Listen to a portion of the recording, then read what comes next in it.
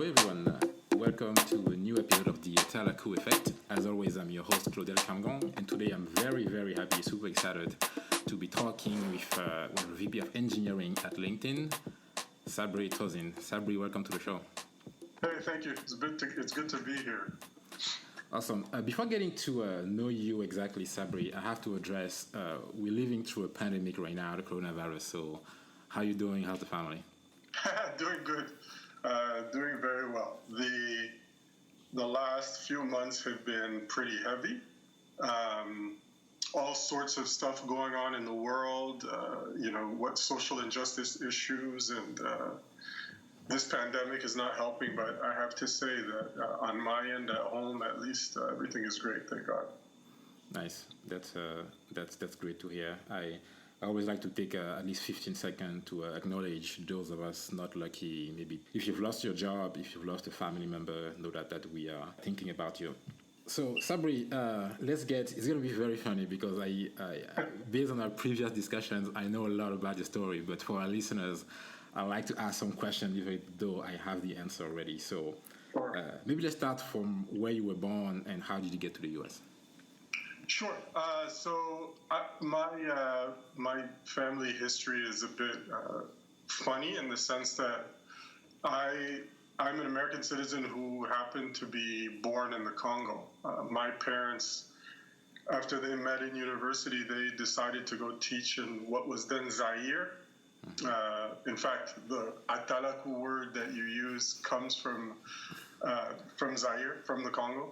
Yeah. So I was born there, grew up there, spending my school year in the Congo, going to the American School of Kinshasa, and spending many of my summers in Europe, in Brooklyn, New York, where my father's family is, and didn't move back permanently to the U.S. until I was 15 or so. Almost 30 years ago now. Nice. So that means that even in your childhood, because you were traveling, spending summers left and right, the move to the U.S. wasn't that drastic because you've been accustomed already to different cultures, different languages from a very young age. Yeah. So, in one sense, it was not a big change for me because I'd sort of seen a lot of things. Growing up in the Congo and having a group of very international friends at a school that had so many nationalities, I got exposed to a lot. Now, the funny thing though is that my experience of the U.S. was really New York City, and when I moved to the U.S., when I moved permanently back to the U.S., I did not go live in New York. I went to live in Seattle with my older brothers who were going to college there at the time, and that was a shock because I was coming from Kinshasa with, I want to say maybe at that time, maybe 5 million residents, and then sort of being exposed to New York City. And then moving to Seattle at that time, oh my God, I think the whole state of Washington might have had 3 million people. I felt like I moved to a big village. It was very boring. The weather was terrible. Those are the things that were most on my mind. I was surprised at how quiet it was.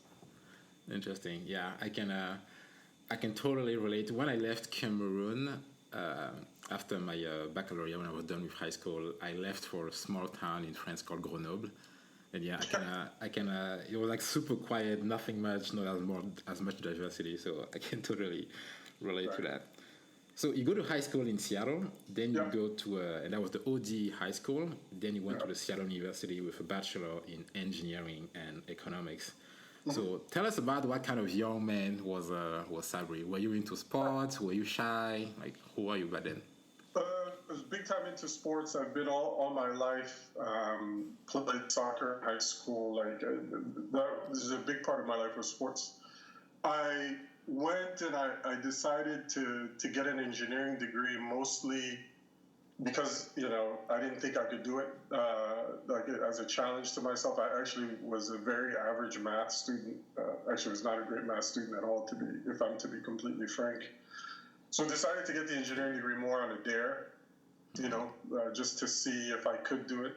Also decided to do civil engineering because my father's a civil engineer, has a PhD in civil engineering, and You always copy your role models. My parents are my role models, so I was trying to copy my father. Pretty much the same guy you see today. I think naturally introverted, but pretty good at faking it, faking my extroversion and sort of having to do what I have to do. That's a very New York / immigrant way of life, which is that you adapt, you learn how to adapt to your surroundings. But honestly, I think, and maybe this is better for the people who've known me for a long time, but I pretty much think I'm the same guy you see today, same guy I was years ago, for the most part. As you were talking about being into sports, I figured that's where you got the sneakers. Because for the listeners who don't know Sabry, he's known at LinkedIn for having the best dressed shoes. The Jordans, they always looking good. So I'm guessing it's coming from back then. The dressing comes from growing up in the Congo. What we call in French bon chic, bon genre. This idea to always be presentable. I think the other thing is growing up in the Michael Jordan era and just being a huge fan of everything that he did. Wanting to own Air Jordans as a kid and those being out of reach. And now that I can finally afford to buy some Air Jordans, I maybe overdo it a little bit. But it's a bunch of things, it's really a bunch of things. One question I like to ask to the guest is, as part of your education or you growing up, are there some specific fundamental values that you think you got from your parents or that you developed on your own? For instance, you say that you wanted to do a bachelor in engineering because your dad is a role model and as a challenge for yourself. So that idea of challenging yourself, is that something that you think you acquired along the way, or even from a very young age at home, your parents were challenging you to always do more? A lot of what I have in my life, at least I think for the characteristics that are good about my personality or that have made me successful, I definitely think came from my parents. They had a much harder life than me growing up. They accomplished way more, I think, than I will ever accomplish. I don't think I'll ever meet the bar that my parents set.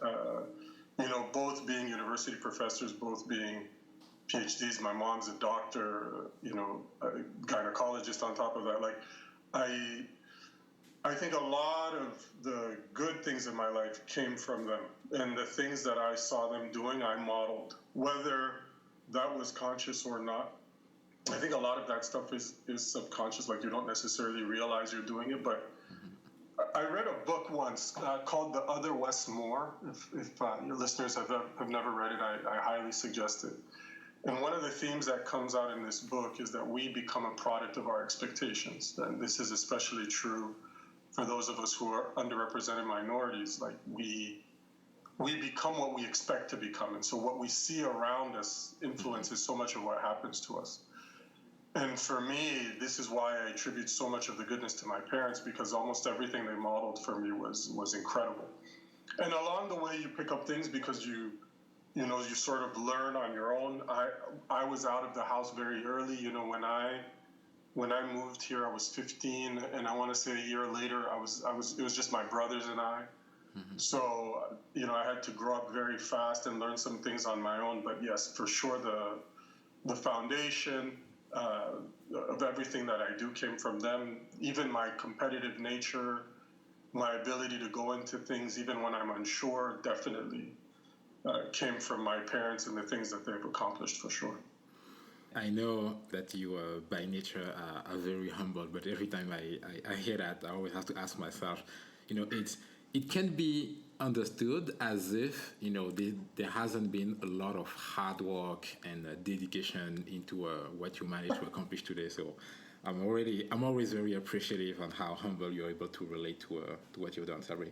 Most people, after you get to a certain age, you definitely, nobody has an easy life, for sure. But none of us make it anywhere without the help of others. This whole saying that, you can only see because you're standing on the shoulders of giants, I think is where what the saying is. It's very true. I've had so many people help me along the way. Mm-hmm. Not just my family, but friends and sort of random people I met along the way. I don't think any of us make it on our own. So as much as there are things that we go through, and as much as we become strong or learn things over time, I certainly feel like for me to get to where I was, it took a lot of help and a lot of people along the way. So many. I like to always think about success as a combination of three things. One, natural talent. Cristiano Ronaldo or Leo Messi are just like, I think they do have a natural talent. Then on top of that, there's hard work. So being able to recognize that you have that talent and prove it somehow. And the number three that some people don't like to talk about is just luck. The luck to have the parents that you have, the people that you've met. So I agree. That makes a lot of sense. The luck is underrated. Your ability to sort of seize on opportunities when they come your way. I mean, rarely do you even realize that those things are opportunities at the time that they're happening. And, I think that's where luck comes in, like where you sort of look at your path to where you came from and how you got to certain places. And if you don't acknowledge the role plays luck in that, man, I don't know.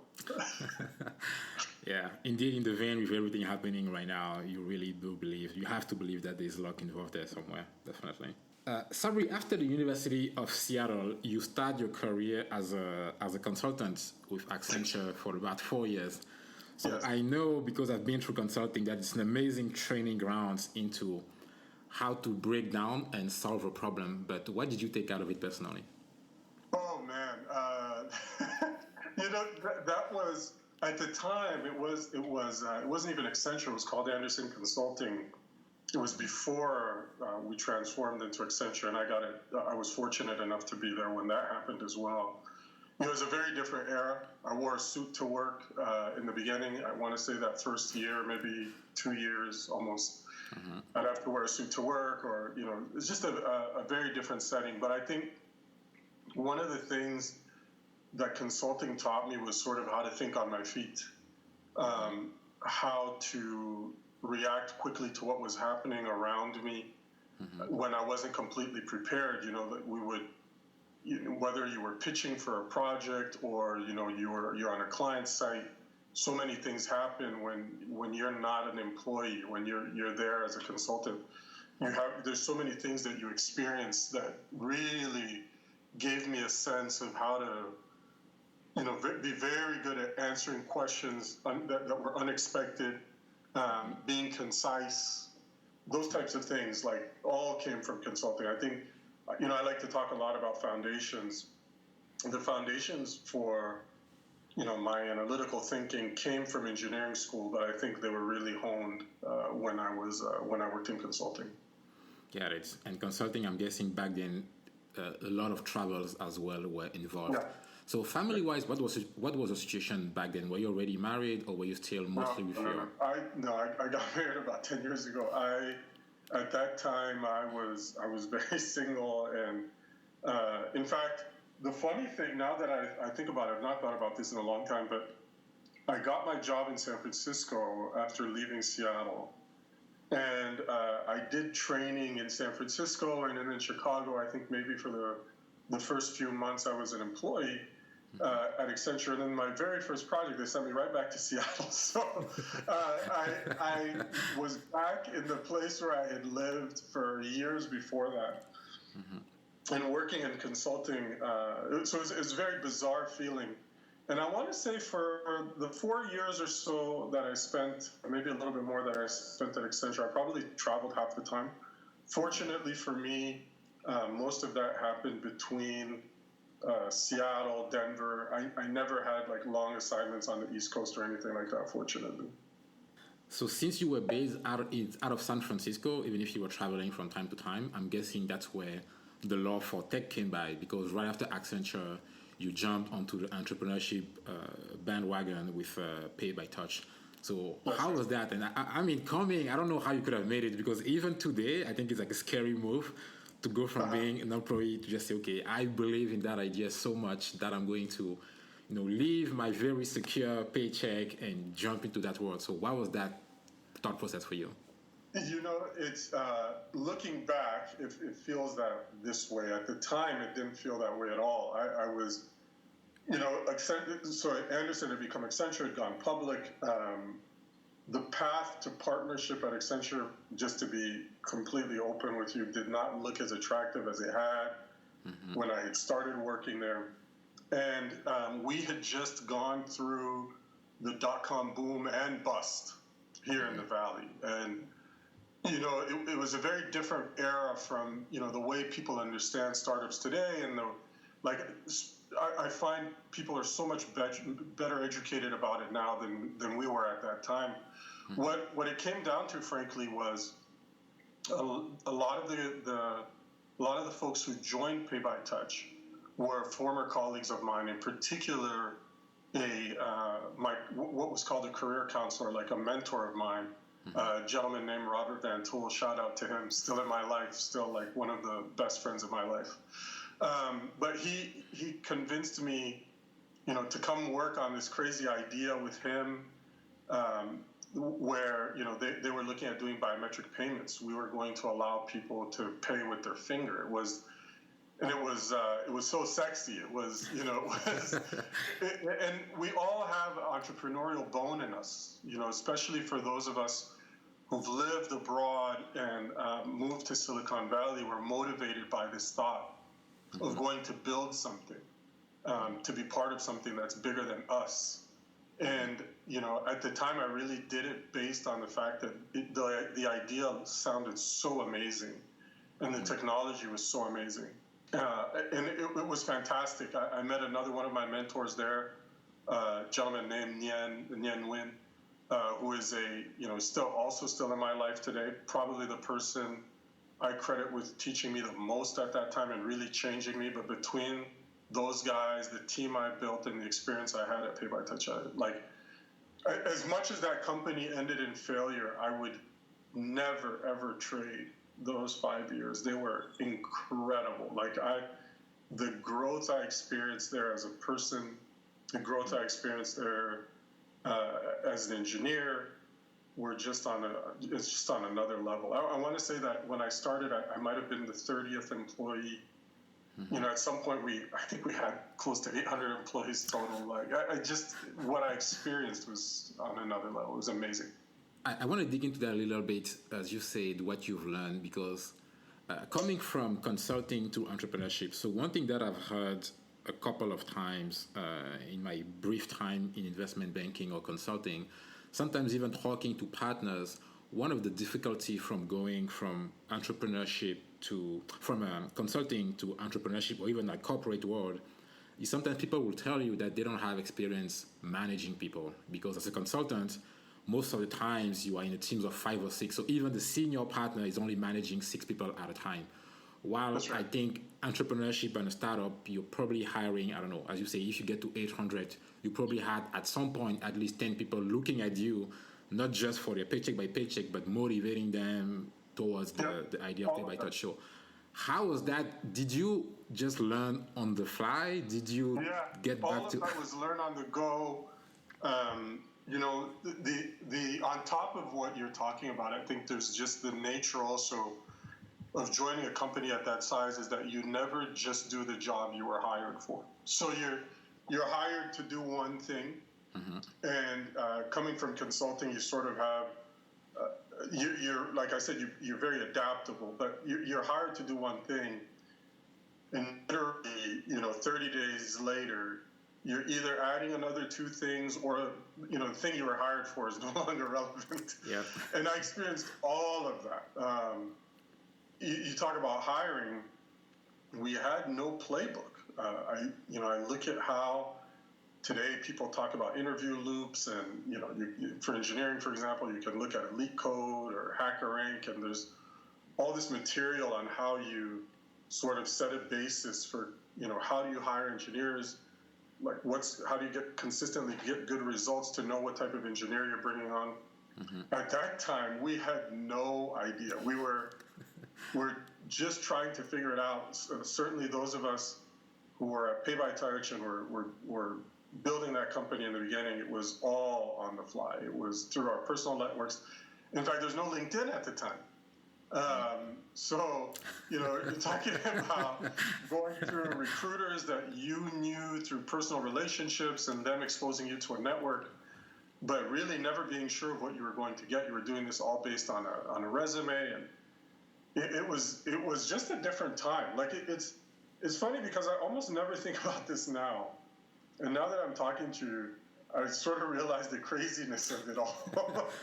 But we experienced so many things at that time, and that's probably why I attribute so much of my growth to that time period in my life. Got it. Yeah. Before you move on, again, I really want to kudos to you because again, even today, that's a difficult move for like two main reasons as well that comes to mind as you were talking. The number one, consulting in general is a very structured industry. Like the way you ask questions, the different phase of a project. While entrepreneurship, again, it's much more codified today. But yes, as you said, like 20 years ago, I can't even imagine what it was. And the second point is you were still 4 years out of undergrad. So I feel like a lot of guys at that point would just say, I just coming out of Accenture, so the next big thing should be, I don't know, McKinsey or Google. So really, I think it takes a lot of, I don't know if humility is the right word, but just a different type of mindset to say, okay, I'm going to leave Accenture to join that startup, which is, I don't know how much money was raised, I don't know how stabilized was the platform. So yeah, I think that's a big learning that I take out of my experience. It was a funny thing, at the time, most of us who were in consulting, like as I think about it now, there were different paths that people would take. Some would stay in consulting and want to go the partner route and try to make that bar. And the big thing at the time, the big pressure at the time was actually to go back to school and get an MBA, the way you did. That was a big thing. And to either get into banking at that point or, go back into consulting. I sort of have like a gift and a curse, which is that I always see things a little bit differently than what everybody else was doing. And, my very close friend at the time decided to go get an MBA, top 10 school and all of that. And I remember writing essays with him so he could get into school. And my thought was, I'm going to try this startup thing. I want to see what this can be. I want to know what it's like to experience an IPO, all of those things. And, on the flip side of that, I remember getting my offer and they say, we're going to offer you 50,000 shares. And me just thinking, okay, that sounds awesome. I had no idea, what that meant. I didn't know what an option was. I didn't understand any of that stuff. I didn't know how to think about how much the company had raised. I never bothered looking at the team that was running Pay by Touch. Ultimately, we raised a lot of money at that company, hundreds of millions of dollars that eventually went to waste. But I had no idea, like, how uneducated I was about that space. And it was all based on the relationships I had with the people who were there, but my belief in that technology and the firm belief in my mind that this place would make me better, that I would learn things that would be impossible for me to learn in consulting, that it was unstructured and it was a bit of the Wild Wild West, and that's why it was probably good for me to go do that. But, we talked about luck earlier in retrospect. Most of that was luck. It was decisions made with instinct and a lot of luck. So, Sabry, when you get out of that experience, the startup fails. You said at the beginning that you've grown a lot during that experience. Is it now, because it's been like 10, 15 years ago, that you're able to sit back and look at it? Or right then, right there, when it failed, like, what was your state of mind? What were you feeling? Like, what was next for you at that point? And by the way, why did it fail as well, if you can talk about it? The stories of why Pay by Touch failed are actually on the internet. I'm assuming if you do like your basic Google search, but I think the simplest way to put it was that it wasn't managed properly, and we as a company did not have a good sense of what it would take to succeed. I don't think that, and this is all my opinion, I have no proof to back this up, but I just don't think that we were poised to really understand how to make that business successful. At least that's how I felt about the team that was leading the place at the time. That said, when it went down, I think I felt more frustration than anything because, I had worked really long hours at that place. I mean, very, very long hours. Had spent, when they say blood, sweat, and tears, I mean, literally, all of that. Experienced so many ups and downs there. It was a huge frustration because, we had built such a good team and we had done it together and we built it from scratch. The engineering team there, we were like a unit, and all of a sudden that we're all going to go our separate ways, and that was a very hard pill to swallow. So I felt a huge sense of frustration at the time, more than anything, and sadness at what we thought was a brilliant concept that just was not going to make it. It was inconceivable. But the failure per se did not feel as personal because even though I'd gotten to a certain level in that company, I think I'd made vice president there if I'm not mistaken as well. But it's a startup. But the failure did not feel as personal as like later failures would. That one, I think, was more frustration at what we had built and how solid that team was. And a lot of those people today, by the way, some of them work with us at LinkedIn. Some of them, like, they're family to me because of what we went through, but because of everything that we learned there. I ended up working in multiple jobs with some of these people. Like, these are some of the closest people in my life. It was very foundational time for me. But the frustration and the failure did not feel as personal as later failures would. Got it. Interesting. Yeah, I always, especially I'm guessing at the VP level, even if you say as a startup, that's one of the questions that I always ask myself, like, how do you make sure that you don't get out of the experience thinking, okay, I completely messed it up. So, I mean, clearly you did rebound pretty well because right after that experience, you've worked for about a couple of years at Fox Interactive, then IGN, and I got to know IGN because I am a gamer, so IGN today is mostly to learn about my game reviews. And then a couple of years after that, you joined Netflix in 2013, and that's where you spent for about 4 years. So what was that like? Because Netflix in 2013, I was not in the US yet. I don't think Netflix has, or maybe I'm not aware of, but like a smartphone application or was as big as it was today, at least not in France. But yeah, from your perspective, what was it learning or joining Netflix? So I'll tell you actually a funny story that you don't see it on my LinkedIn profile, so to speak, is that between IGN and Netflix, so I left IGN in March, I think, of 2013, and I didn't start at Netflix until October 2013. But in that time, I actually tried to raise money for my own thing. Ooh. Yeah, so there was a product that we had built at IGN.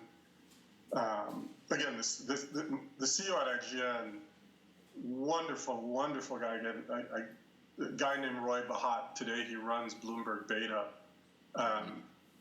Again, like family to me.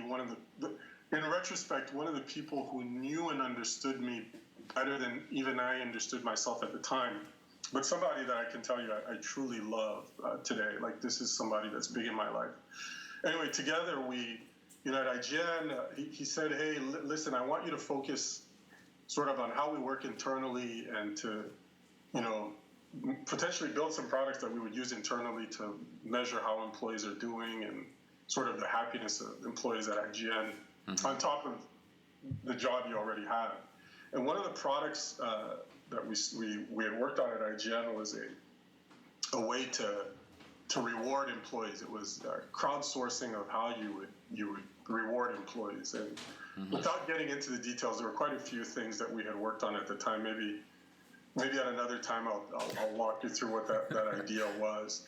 But we legitimately, at that point, built a product. I had two software developers who helped me on this thing, sort of like, guerrilla warfare type of approach, where we built this thing on the side that was used at IGN. And when IGN was sold, the guys who bought the company said, hey, we're uninterested in this. And I said, okay. So I went to then see if I could raise money for this thing and actually legitimately make a company out of it. Partnered with another gentleman here in the Bay, a guy named Jay Adelson, who was the founder of Equinix. So we went and tried to raise money for this thing. I was sort of half in, half out, and it was one of the worst experiences that I went through. Like, we would go do these pitches, and we put a pitch deck together, and I had no idea what I was doing. I had no sense of. One of the key things in retrospect that I didn't understand is that investors invest in people, not in products necessarily. Yeah. Like, I think the product is important, but a big part of what they're doing is trying to establish like who you are, and does it make sense for them to invest with you as a team? And I just completely missed the boat on that. And in retrospect, I was so naive in my approach. And Roy offered. He said, "Hey, Bloomberg Beta will actually, we'll be happy to help you out with this thing." And I tried that for a few months, but I was never really completely in. And due to some personal circumstances, in the family, I had to abandon that dream. And I just, so I decided to then go work at. I don't know that I decided, but then I went to an interview and got the job at Netflix, which was October 2013. And to give you a sense, to answer more directly your question, at that time, Netflix was just celebrating 40 million subscribers. The bulk of those subscribers were in the U.S. Over 30 million were in the U.S. Yeah. And we were just starting France. Maybe we would even do it a little bit later if my history is hazy here. Because I remember actually somebody sending me an article from a publication in France that described Netflix as l'ogre américain, right? And of course, this is a very common expression in French, and this colleague of mine said, "Man, why are they referring to us as ogres?" in French? And I had to explain what that expression means. But yeah, that was at that point, Netflix was not a big risk. Actually, it was an absolute no-brainer for me. The harder decision in 2013 was walking away from trying to raise money for my own thing. That was the hardest decision that year. Yeah, because I want to say, definitely coming from Pay by Touch after experience at Fox and then IGN, even before jumping to another company, if you went back to entrepreneurship, that means that whatever fiber or, I don't know how to call it, energy you got around entrepreneurship didn't leave you back then, because you still was a strong believer into building strong product and make a difference. So did working for Netflix, in retrospect, did it feel like a default choice? Or at the moment you joined, you were already that excited and said, okay, you know what, it didn't work out, and I've done the entrepreneurship to enterprise way once, I can do it twice with Netflix? So that's a really difficult question. But so I'll tell you, I think I can be open about this. So my wife and I lost a child that right before in the summer of that year, which was why I was like, I could not, you're sort of expecting to have, we had one son at the time, expecting to have another, and then you lose the child, and it was very late in the pregnancy, which made it super hard for both of us, especially for her. But I realized in that moment that, as sort of the founder of this thing that I was trying to build, I was not going to have one job. I would be an office manager, I would be all sorts of things at the same time. It was not going to be just a guy who works on this product, which is, naively, I think what I had thought in the beginning is, I'll work on the tech, we'll find somebody who knows how to run the company. Between Jay and I, maybe Jay will do it, this was the thought that I had at the time.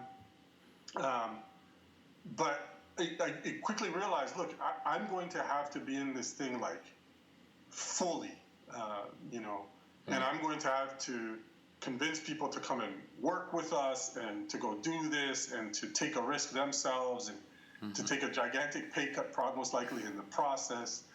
And it just occurred to me that I was not in the mental state to be able to do that. In fact, that summer was so hard for me, and, you know, especially on my wife, but I think it was very hard to try to be a father, husband at the time.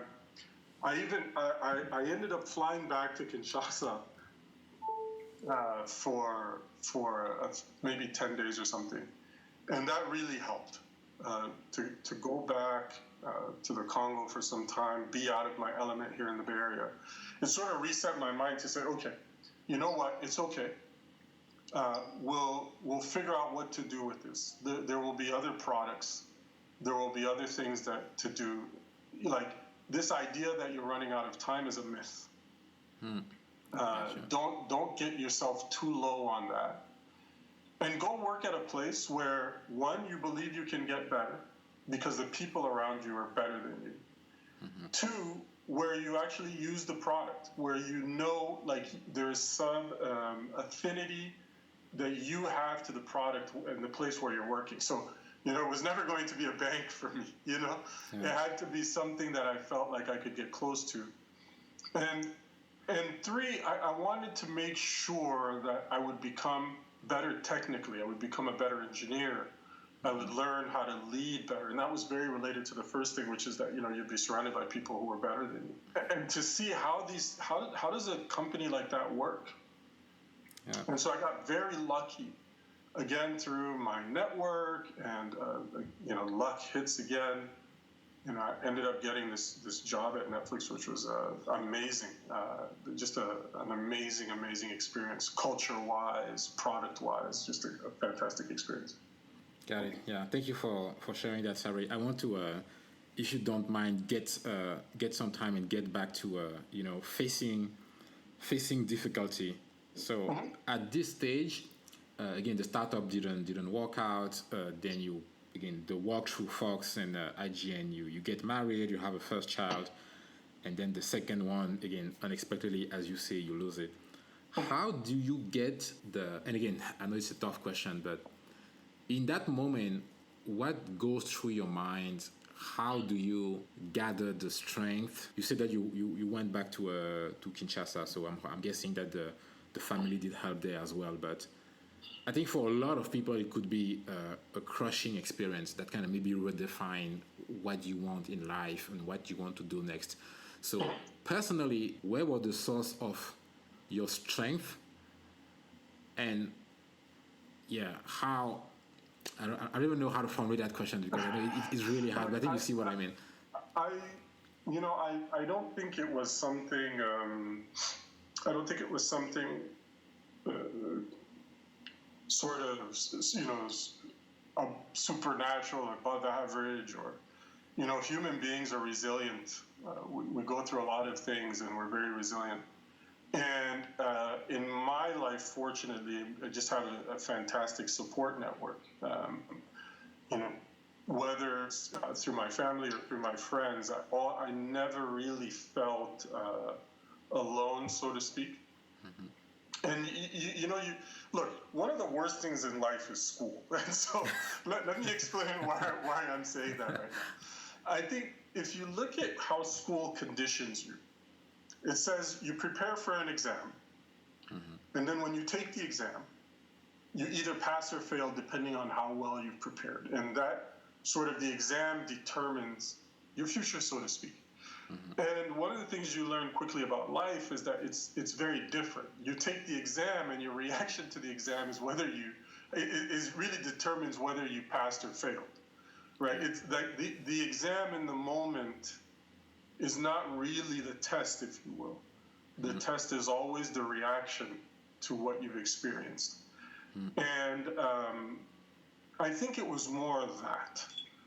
And you know, and having people in my life that were able to help me understand how to deal with that. But, you know, Look, this happens to people all the time. Like people lose close ones. I mean, look at what's happening now with this pandemic. Like, I think if you have a good support network, if you have people around you who love you and support you and can help you through these times, you can actually make it.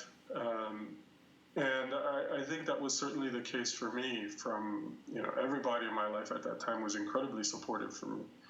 And so it was in retrospect, I don't see how else I could have reacted. Now, perhaps, I could have said, like never sort of accept what had happened and so on, but I don't think that was truly an option. Kudos to you and your support system. Definitely not an easy thing to swallow, but again, you managed to rise above that and digest what happened. Did it again from your own account, 4 amazing years at Netflix, and then joined LinkedIn. Before we get into LinkedIn, something that, again, given the current protests we are hearing, across America, and if we want to zoom a little bit and look into the tech industry, we're not happy because the place of the Black community is not where we think it should be. But I'm thinking 20 years ago. You've been in the Valley for 20 years ago now. So I'm always wondering, I'm not a father yet, but I'm always wondering, it can be so easy to look at kids and say, what are you complaining about? Because what we're living right now, I can't even imagine then what you had to go through 20 years ago. Again, it just fighting to raise money, getting employed. So can you touch on that experience? What has it been for you?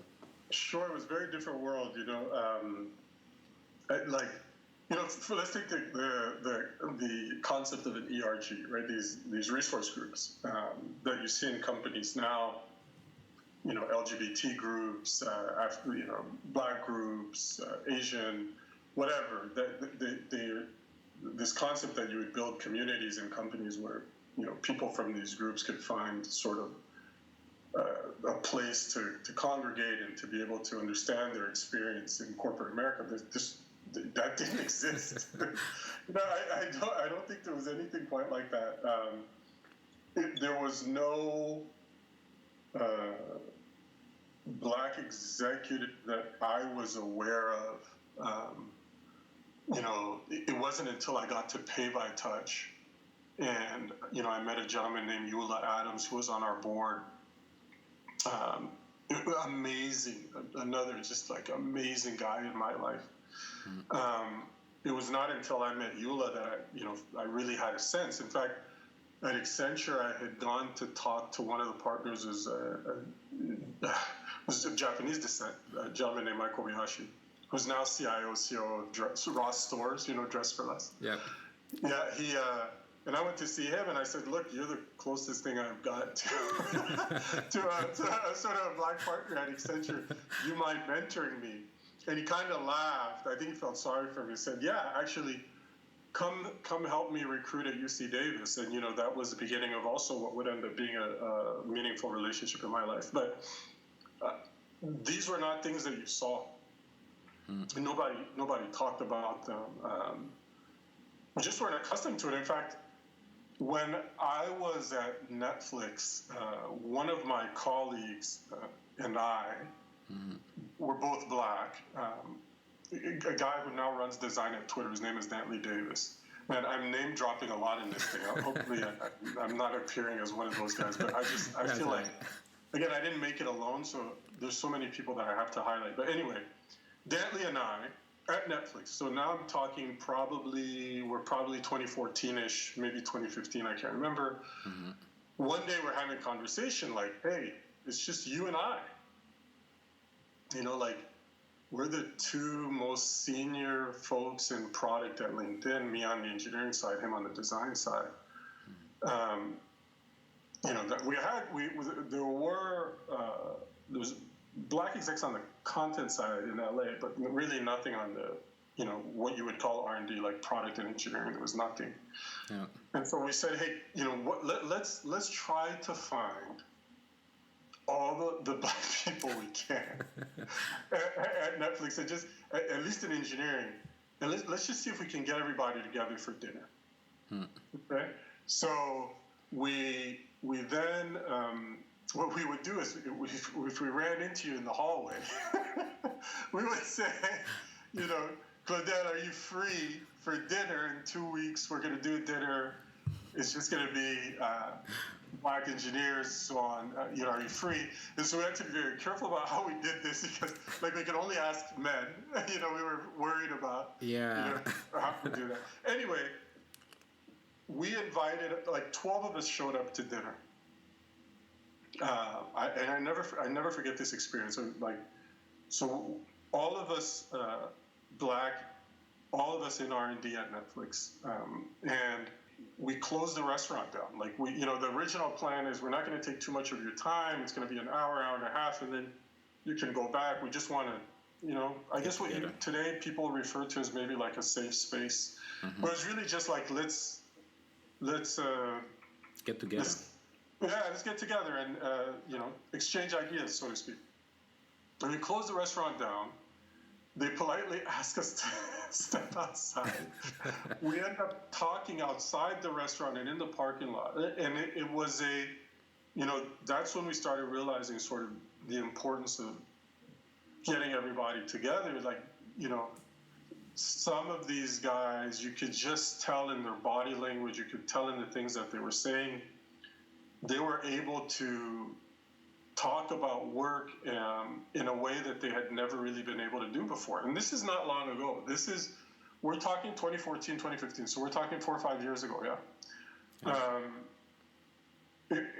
That, by the way, today is Black at Netflix. That's the group. That's how it started. It's crazy. It's crazy to even think about that. It is. But that was how it started. And so when I compare now to 20 years ago, definitely it's night and day. And honestly, this is why I'm so optimistic. I'm so optimistic. And again, you either get frustrated at the lack of progress, which annoys me to no end, mm-hmm. or you say, hey, what can I do to advance this? And so I'm extremely optimistic. But yeah, 20 years ago was it's another game.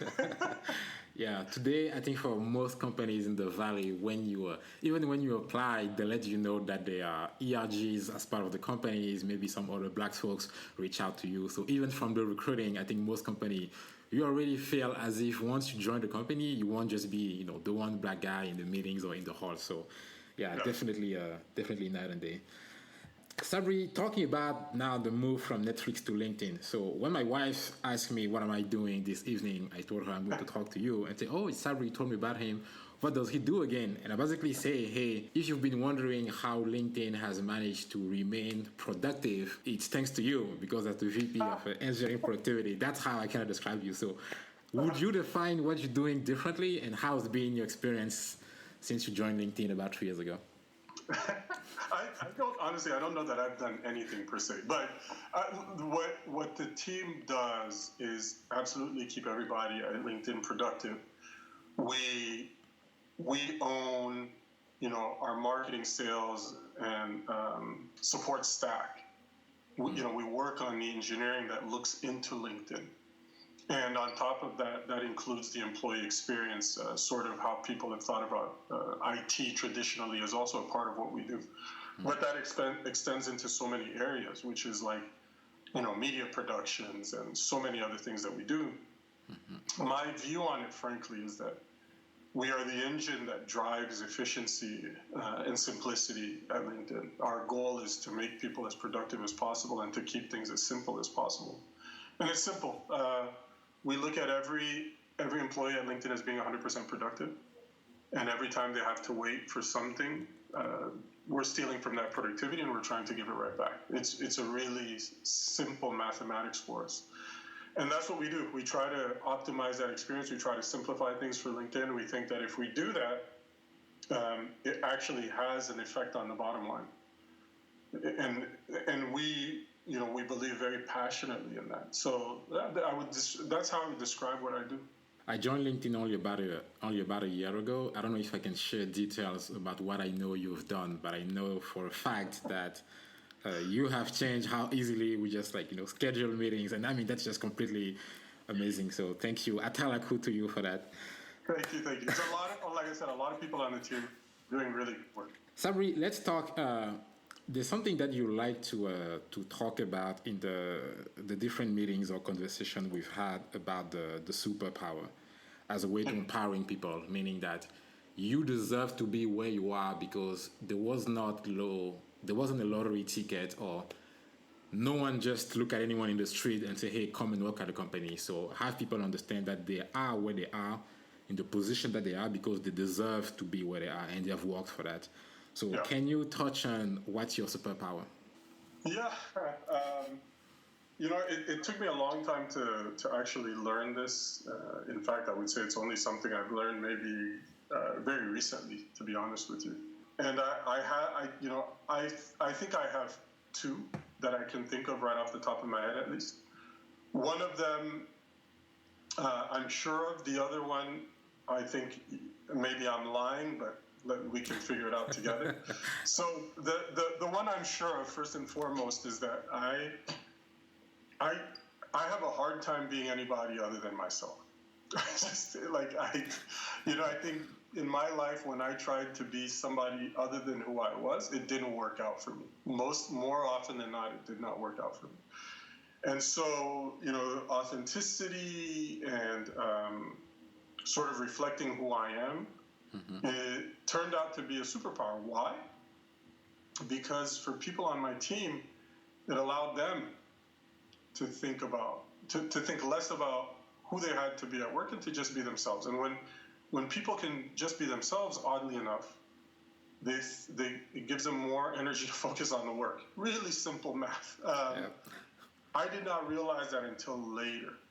In fact, if you had said to me, we've talked a lot about 20 years ago. If you had said to me 20 years ago, this is your strength, I would have said, please give me something else. I would rather be the king of distributed systems. It did not make sense to me that this was a powerful thing, and it took many years to understand that people on my team just felt very comfortable being themselves. And, this is why some would follow me. Like when I would try to recruit them at a new job, they would be very willing to give up where they were to come work with me again. I think a lot of it was that. So this is one.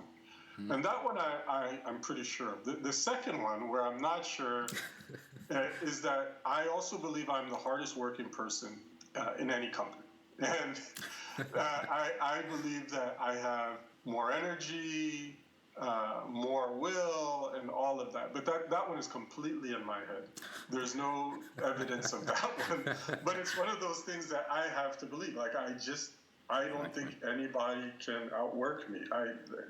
The amount of energy that I bring to my team and what I do, I think is above average. But I have zero proof of that.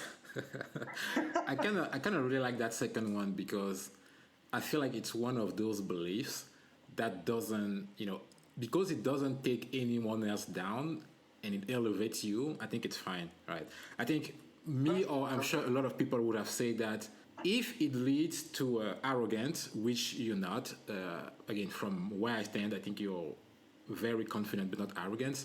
So I feel like it's a type of belief that you can have because it boosts you, it motivates you, but doesn't bring people down, so that's fine. For the authenticity, I can relate to that. I think a lot of people that I know for a fact, I won't name them here, but I know that the authenticity, every time we talked about you, Sabry, that's one thing that comes together. And I can't even imagine how hard that is. Again, I keep getting back to 20 years ago, not to discount your experience, because being one of the very rare black engineers, then black VP in mostly white or Asian environment, you can be very quickly think that the only way to survive is to adapt. And adapting can mean behave outside of who you are. So I really admire the fact that, and it's something I'm striving and looking forward to learning from you as well, is how do you manage into all those different meetings and situation of not losing that authenticity? And that's maybe one question for you. Do you meditate? Is there something specific that you do to center yourself? No, I don't meditate. I've thought about doing it a lot, but I don't do it. My outlet is still sports. So, if I can get out on my bike and ride a few miles, or, if I can go play soccer or basketball for a couple hours during the week, that allows me, it really has a big effect on my mental state. But no, I don't do that. I've thought about it. In fact, I've heard so many good things about it, but I don't do it. The other thing is, it took a long time to acknowledge that I was in a unique position. It's very uncomfortable to think of yourself as like, you're the only one, or, there are very few people in your position, so on and so forth. I don't like to think about myself in that way. I don't like to think of myself as being special in any way or being unique. It's a very uncomfortable thought for me. People say to me, wow, there are very few black engineering VPs in Silicon Valley. And it's true, but I don't like the fact that it makes me, kind of differentiates me, because I don't think I'm very different than most people. That's why I always remain authentic. Like, I want people to know that I'm not very different from them, and that they're in many ways not very different from me either, irrespective of their ethnicity and so on. Let's take the example of sort of the average Asian engineer who did not grow up in this country, for example. Mm-hmm. I can totally relate to their experience. I moved back here, when I was a teenager. And I grew up with a very international group of friends. Like, before we got on this chat, I was talking to some of my friends who were everywhere. Canada, Italy, different states, like, we're all over the place. And so there are all these different experiences that I believe I've been very fortunate to say that I can move from circle to circle and I can relate, but people can also relate to me. Mm-hmm. That makes it very easy to be myself. It doesn't feel forced at that point, and it doesn't feel like I'm making an effort or thinking about, what do I say next and how do I say it. My mouth gets me in trouble every once in a while, for sure, but that's more a personal issue. But I think it's more of that. It's to stay relatable, because that's important to me. I never liked the idea of the detached leader, mm-hmm. where you really feel a chasm between you and that person, where you cannot relate to them. They do not feel real to you.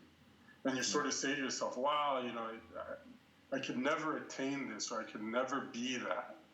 It's not a feeling that I want to portray, nor do I believe that's real. Like, my 2 cents there is the feeling and the thought that you have. Again, I feel that, and I know that a lot of folks at LinkedIn feels that, and I think that's a very common trait that you have with our current CEO, Ryan Rolensky, or our ex-CEO, Jeff Winner, on that approachability. So there is no discussion that there's been a lot of hard work, a lot of close roads left and right. So you have to take some curves to get where you are. But in the way you speak and the way you approach people still feel as if they're less afraid, I guess, to just reach out and say, "Hey, can you?" And that's exactly right. That's exactly right. I think Ryan, by the way, does a fantastic job of that. This guy is amazingly approachable. Very down to earth.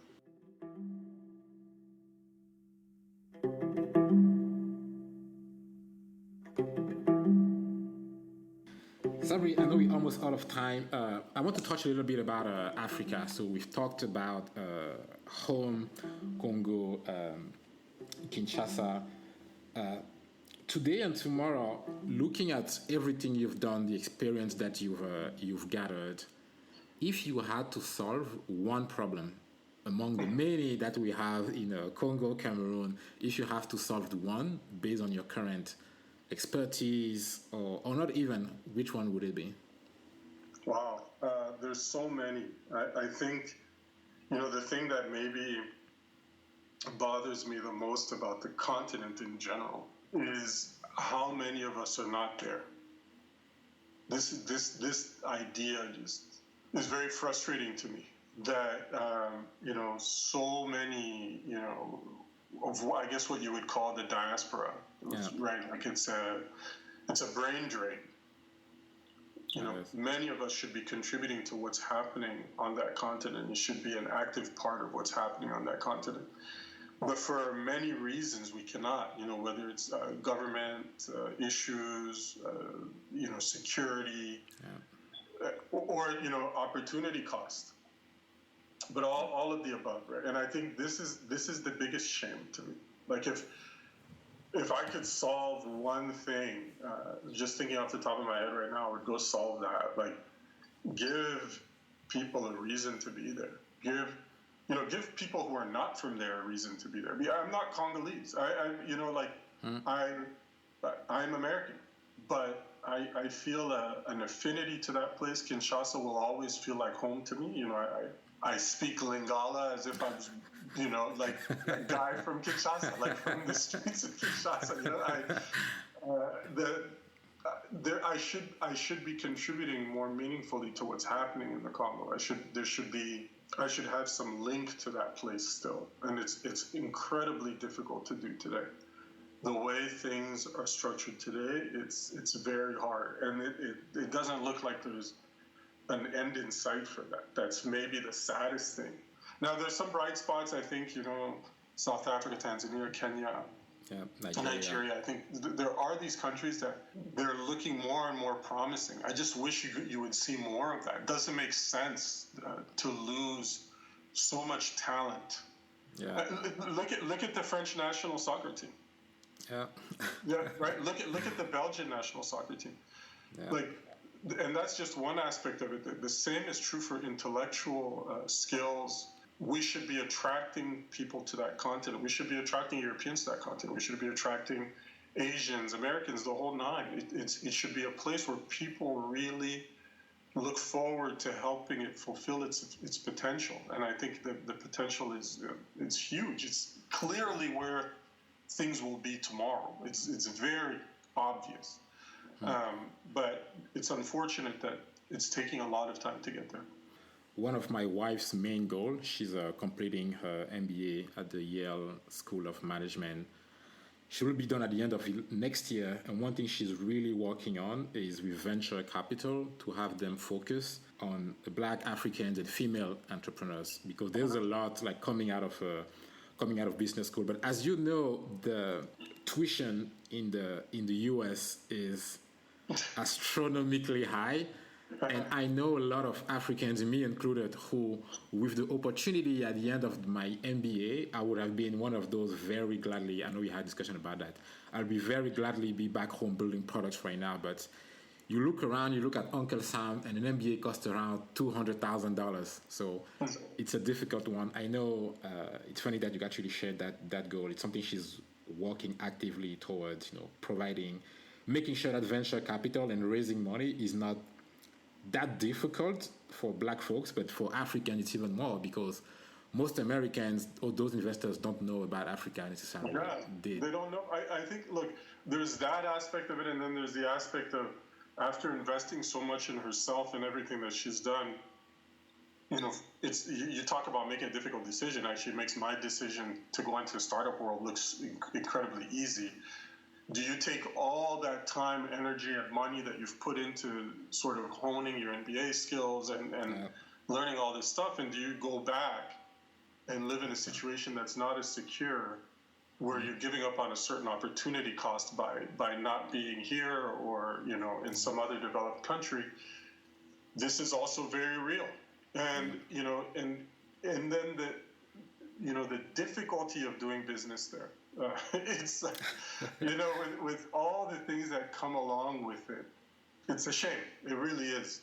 And I wish that could be resolved. Like, we should have reasons to go back, and we should be incentivized to go back, and not just go back, but I think we should be attracting talent. Period. People should be saying, hey, irrespective of their background or ethnicity, they should have it as an option in their minds to go experience what it would be like to work on that continent.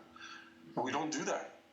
So this is certainly a big thing, and I can totally relate to what you or what your wife are going through. It's just very hard, the math to actually go do that. So in fact, what most of us do is we say, okay, I'll spend a few years working here. Mm-hmm. If I can make something of myself and have enough resources, then that will put me in a better position to go try something. Yeah. And so, and then if you're like me, 20 years later, you're still there. Yeah, I know we had that conversation on what's the right moment to go back, because there's always something like that looks sweeter coming back. But honestly, looking at the data, I tend to be, to your point about being optimistic on the black condition in tech or overall. It's not where it is yet, but it's getting there. I think every data that we look at Africa, the growth of the population, the active population, the amount of money that venture capital are putting into, as you mentioned, Nigeria, South Africa, Ethiopia, the Silicon Savannah in Kenya, there's a lot of money flowing there. It's still not what we hope it should be, but it's growing there pretty fast. So I always, look at myself or my wife, or just like, as you know, or even you, as you say, children of Africa as one of the best example that we can provide. We are shining outside of the continent, but even if we're not there physically, I like to think that the light that we're casting our brothers and sisters back home are seeing that. Sabry, it's been an amazing conversation. I have a couple of questions just to get to know you a little bit more outside of what we've talked about. Sure. So, and I will start with the tough questions. I still have a lot of respect for you, but once I discovered that among all the soccer team, you were supporting Olympique de Marseille, I'm like, there's no way, like, what's happening? There's, first of all, it is the team in Africa. I think for those of us who follow Ligue 1, and it is the team. It's the one, when I was growing up, is the one that, it was amazing, like you talk about having famous African footballers on the team. Yeah. That's one of the first teams. And to then win the Champions League in 1993, like, Marseille is definitely in the blood for me. As an ex-Parisian, I cannot stand Marseille, but I understand where you're coming from. It's funny, today everybody's a PSG fan. I wonder why. We're winning. There's no... Not in the Champions. Sabry, let's talk music. Looking at the African continent overall, what are one or two African artists that you like the most? I'm like a old school Congolese music guy. I'm from the era of the Zaiko, very different from... Congolese music has changed a lot. Like, it's very different from the stuff I grew up with. But, whether it's a Zaiko, whether it's a Kofi, and then today, Fali Pupa, I think almost everybody likes. Yeah. These are the things I grew up with, and for me, it's a mix of that and a bunch of other things. I'm a huge jazz fan, and obviously hip hop been a big part of my life. But when it comes to African music per se, it's strictly Congolese for me, and it goes back. It goes back to when Wenge Musica was one thing, when Zaiko was one thing. Like, these are the bands that I grew up with. I fully understand. I'm kind of sad not to hear any Cameroonian, Petit Pays or Papillon. We have an amazing musical industry in Cameroon. When you grow up in the Congo, you grow up believing that Congolese music is the best and Congolese food is the best, and that becomes your truth. Look at the name of your podcast. Okay, that's very fair. That's very fair. I'm going to shut up there. That's a good point. The interesting guy, by the way, is Duff. The day you can get him, because he's big on the Ethiopian music scene. I don't know if you know him. I didn't know that. Duff, by the way, for your listeners, a colleague of ours at LinkedIn, director of engineering at LinkedIn. but he's actually very big in the Ethiopian music scene, and I also give him a hard time and tell him they will never be on the level of Congolese music. Actually, I heard some rap in Lingala. I heard some hip hop in Lingala the other day that was amazing. Amazing. I think and you know, like I watched the video and it's shot in Kinshasa. Man. Okay, I'll ask you for the name after, and I'll look you up. I'll look you up. That's awesome. Maybe one last one. As you've been in the U.S. Basically your whole life now. You have children right now. So, as you said, part of you is Congolese, part of you is African. How do you think about making sure that your children grow knowing about where their grandparents or dads been from? We go all the time. So my mom's family is from Zanzibar in Tanzania, and we go all the time.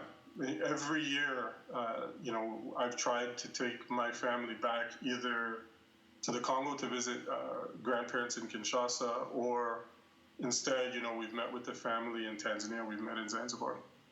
Yeah. It's very important for them to understand that, the world is not just Silicon Valley, that there is this globe and there's all these countries and all these cultures.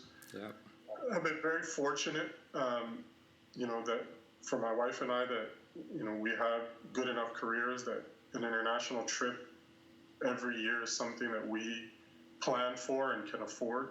Mm-hmm. In fact, we've tried to do 2 where we can. Like Asia is also a big one. My wife's family originally being from Hong Kong. So like we take them there. We did Japan, like all of that. But I think Africa in particular is just a special place. I think not clearly my biases are coming out, but there is something very special about that continent. There is something very special about the people and the feeling. I feel like that every time I'm in Kinshasa. There's just nothing like it, in my opinion, both good and bad. But there's absolutely nothing like it, and I want my children to know that. I want them to feel the things that I felt, and to smell the smells and hear the language and understand. It's incredibly important to me. It's so much so that we make it a point. Now this year is a bit complicated, but that's the plan. That is absolutely the plan every year. Awesome. Yeah, that's a good point. My wife and I, it's a question that we're asking ourselves once we're going to have our first child, like what to do. We have the yearly trip in mind as well. We're thinking about some specific books that they can read about the history of not just Cameroon but Africa in general, to make sure that no matter where they end up growing up, they never forget where they're coming from. But right. I keep on getting advice from you with time on how you're managing that. The one thing I cannot give you advice on, I've completely failed, is teaching them multiple languages. I speak 4. I wish they would speak a little bit more than English. It was very difficult to do. I wish that's maybe the hardest one, but the next best thing is to make sure that they're exposed to that, understand it, have African art in my house and all of that, and speak to them a lot about my experience growing up in the Congo. Gotcha. Sabry, thanks a lot. To finish this discussion, I would love for you, you can take 30 seconds, you can take 2 minutes if you want to pass a message to our listeners in Lingala. So those who can't talk Lingala, just go and learn. That will be the homework for the weekend. So, I'll tell you, actually, here's what I'll do. I'll tell you something I learned in the last few weeks that I think is super important and that is worth sharing, because it seems obvious, but it didn't become very obvious to me until the last couple of weeks. One of the things I learned in the last couple of weeks is that when you have diverse teams, and I truly mean that by diverse, and I'm not talking about just ethnicity in light of all the social injustice issues that we're seeing now, but when you have diversity because you have people who think differently, who are not your same age, who've experienced different things, it truly makes the conversation different and richer. I experienced that myself because I brought up a conversation recently in a leadership forum about the issue of injustice for Black people in this country. And I was comfortable bringing it up because of the culture at LinkedIn, because of the culture of the team I'm a part of. I was very comfortable bringing this up. It was very difficult for me to do because I don't have any solutions. And as an engineer at heart, I don't like bringing up problems unless I have a solution. But I brought it up, and I talked about how I was feeling about it, about my frustrations with how this continues to be a problem. Like it's beyond frustrating. And I don't want people to call me and ask me how I'm doing. I know, like, a lot of people are saying that. I don't want them to do that. I want them to go do something about this. Say something, do something. Like, don't worry about me. At this point in my life, I have figured out coping mechanisms to know how to deal with this. So I mentioned a lot of what I was feeling and my frustrations, and we had a incredible conversation about it. And I think my manager for this, but also my colleagues, just amazing. That's one lesson, because if I wasn't in the room, I don't think anybody would have talked about it. And I think because I was in the room and I talked about it, the conversation got better. And if you want to remain optimistic, it has to start with that. This is lesson number one. Lesson number two, which is just as important, is that if you are in the room, then you have to speak up. If you get in the room, but you don't speak, then there's no point. And that's a very difficult thing, and it's just as important as the first. But so many of us, by the time we get into the room, we start to hedge. We don't want to take risks. There's more to lose. We're very worried about failure. We second guess big time. And as a result of that, oftentimes we'll be silent. Whether you're like women in leadership, anything, whatever the case may be, it's just as important that when you're in the room, you speak up at the right moment and you use the right words. These two lessons, while they seem almost anodin, like simple, I guess, they're everything. They really hit me in the last couple of weeks. And you figure, I know this, I've heard people say it, people have talked to me about it, but honestly, this is big. This is a really big thing. And it's sometimes in the simplest things that there's really the most to learn. And so if I would leave you with anything, it's this. Because I learned it in the last couple of weeks only, it really hit close to home, Thanks for sharing that, Sabry. I know for a fact that I feel like no matter where you'll be, anyone of our listeners will be listening to that, there's been protest and revolts around social injustice. So yeah, the message to any of us in a position or not to be able to speak out, that's indeed a very, very profound lesson. Thank you for sharing, Sabry.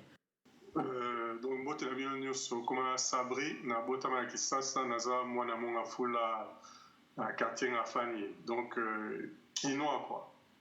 Na selima podcast na ba camarade na écouter hein.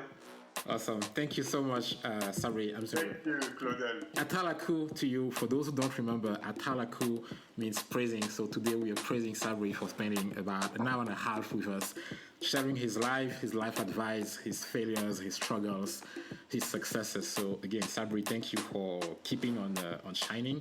And Atalaku to you for listening with us for about an hour and a half. Thank you. Spread the word. Have a good evening.